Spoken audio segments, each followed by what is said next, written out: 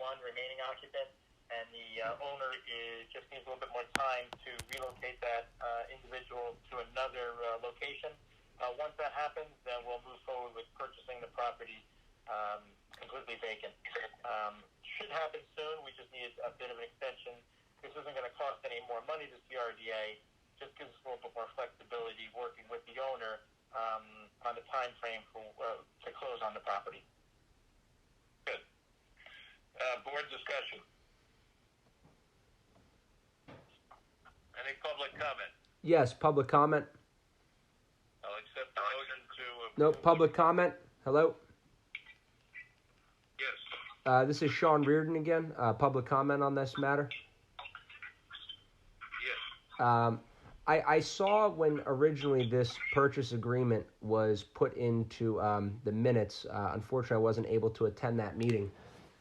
I've heard during this meeting people like Mark Antonio make great comments and talk about how the board and its members are concerned with how the CRDA spends their money. Obviously, you guys do have limited resources. What I want to bring up about this project is it's concerning to me because the rooming house issue that has plagued the city for a while has been spoke about far and wide. I'm wondering how the decision to purchase this rooming house was thought to be the best use of funds. It's not the largest rooming house in that area that is called the Tennessee Avenue Renaissance or the Orange Loop. It's certainly not the one that has the most calls for service, as I have ran the calls of service. Properties like 1401 Memorial have a lot more rooms, are available for sale for not much of a different price, and have much more calls to service. So I'm concerned as a resident taxpayer as well as a local developer myself that this property being purchased seems to be a favor to. I know that the CRDA has been very supportive of the Tennessee Ave and the Orange Loop, as well as the developer who's on Tennessee Ave, and their efforts are commendable. However, let's look at the facts that a coffee shop has gone out of business there. The chocolate bar has gone out of business there. The restaurant, the Iron Room, moved over to there. It has now been largely closed. This is, as I see it, a way to tear down a property that pays, it has a tax valuation of $225,000. That's how the CRDA purchased it. It was based on its assessed value plus $100,000 to tear it down. This becomes a vacant lot.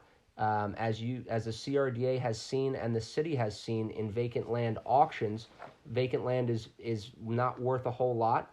I would make the assumption that this will end up going to RFP, and the RFP will be for the current beer hall owner to expand his outdoor seating.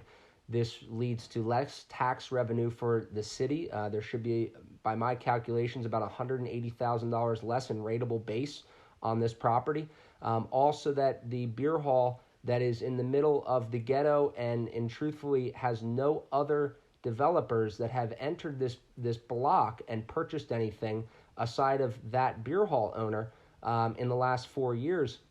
I look to other areas such as where I am by the beer garden on the boardwalk, and you look at the amount of investment that the people who own bungalow put into that, as well as the neighborhood that I'm in on the beach blocks, and we have 14 out-of-town developers that have all invested over $250,000 in buying one or multiple properties in the last few years since this developer on Tennessee Ave has started his development. I look at that street as a great idea, but from a planning perspective, trying to start a downtown vibrant neighborhood where nobody lives, that has an abundance of vacant land. Someone like Lance, who's a professional at this, could probably comment, well, I'm a professional in this space. There's a lot of geographic issues with this area that are not conducive to good development and gentrification. It's kind of like building a city in the middle of the desert in a way over there, being that 80+% of the area is just barren land. I'm concerned because this seems like it's a favor to a developer over there who has been touting this is going to be the new greatest place, yet nobody else aside of one guy on the next block over, has actually bought into this plan or this dream. More so, that same developer is using one liquor license amongst all of his adjoining properties. That developer owns the property on the other side of this rooming house that you're proposing to purchase. There'd be no reason why he couldn't extend, I suppose, that liquor license across. It seems like a favor. This property is available for sale for a reasonable price, and it's if that developer wanted to expand his holdings and have this as a larger seating area, he could easily purchase the property. But the CRDA is definitely doing a disservice to the taxpayers in the city, and is also, I think, focusing on something that is definitely a great dream and definitely has a great vision, but does not actually have true traction or enough success to really warrant the amount of money and focus that it is getting. Thank you, Sean. Matt or Lance, you want to comment on that? Well, I mean, I'm glad that Mr. Reardon believes it's a great dream and a great vision. I disagree with him that it's a misallocation of resources. I think it's pretty clear that there are social service aspects in the tourism district that are holding back development, positive private economic development.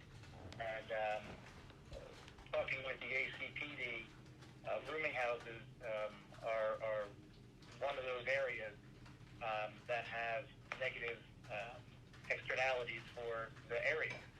And this is just one purchase. We're hoping to continue to make more. As Mr. Reardon said, there are other properties that have more calls for service. Mr. Reardon used to own the Fox Manor on Pacific Avenue, which was closed down by the city because of all the calls for service it had. The difference was the Fox Manor was a hotel and not a rooming house, so it operates under different rules and regulations. So the city was able to close down Mr. Reardon's property. The city is not able to close down rooming houses in the same way. So we're partnering with the ACPD to target the ones that are most egregious, and then take the resources that we have, non-taxpayer resources that we have, and use them to essentially purchase the most problematic properties in the tourism district in an effort to make it as fertile ground as possible for economic development. But the idea that this is a favor for anyone, it's really a favor for everybody. It's a favor for anyone and everyone who's interested in developing in the tourism district of Atlantic City. This is just one step, and we have a marathon in front of us, but it's important to start with one step. I don't think trying to disqualify my comments based on what I used to own is a fair assessment as the executive director of the CRDA. The truth remains that this is not the largest rooming house. There are 4 others with over 50 rooms. This one only had 15. This is not the rooming house in that area that had the most calls for service. My property that I own did have a lot of calls for service, and its shutting down benefited the area in such a way that, as I said, 14 out-of-town developers have come and invested over $250,000 in an area that is half the size of this Tennessee Avenue area that they are trying to develop. This one that you are trying to call down is not the rooming house with the most calls for service, and it also is not a street where 14 or even 4 people have come and invested money. It is a favor, and this is not a win for everybody, because although you're not using public funds to tear down this property, it will devalue the property's tax rateable base, and that will cost taxpayers money. You've displaced residents, and it's truthfully not a win. Although you may see it to be, it is a favor.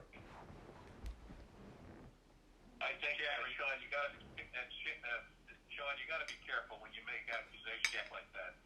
That's about the 5th time he's used that characterization, Bob, and I take exception to that.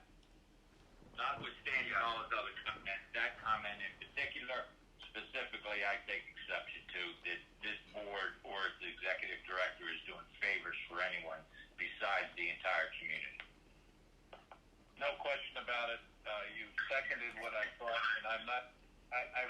would ask that you ask to take out of the record that allegation, Sean. I'll stand by my comment.